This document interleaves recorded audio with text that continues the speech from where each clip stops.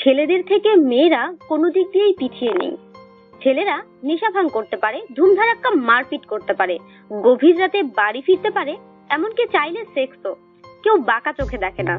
কিন্তু সেই একই ঘটনা পরম্পরা যদি কোনো মেয়ে ঘটায়, আমরা কি খুব স্বাভাবিকভাবে তা মেনে নিতে পারি? চলুন ভারতের রাজধানী শহর দিল্লিতে।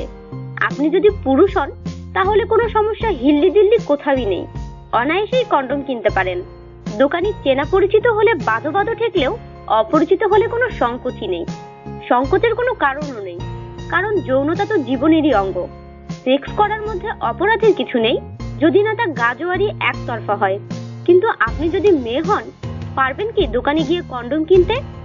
তর্কের খাতিরে নিজেকে আধুনিকা বোল্ড প্রমাণ করতে কোনো মহিলা বা তরুণী যদি দোকানে কন্ডম কিনতে ঢোকেন, কি হবে বা হতে পারে ধারণা আছে?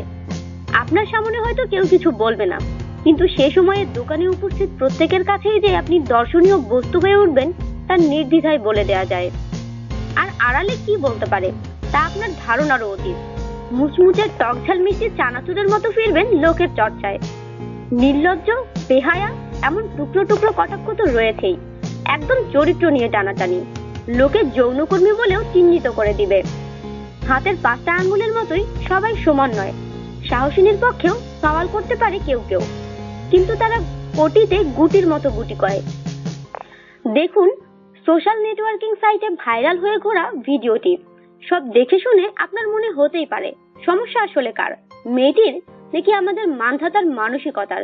একটা ছেলে যদি কন্ডম কিনতে পারে, মেয়েরাই বা পারবে না কেন? এর মধ্যে অশ্লীলতা কোথায়? আমাদের সাথেই থাকুন আর সাবস্ক্রাইব করুন।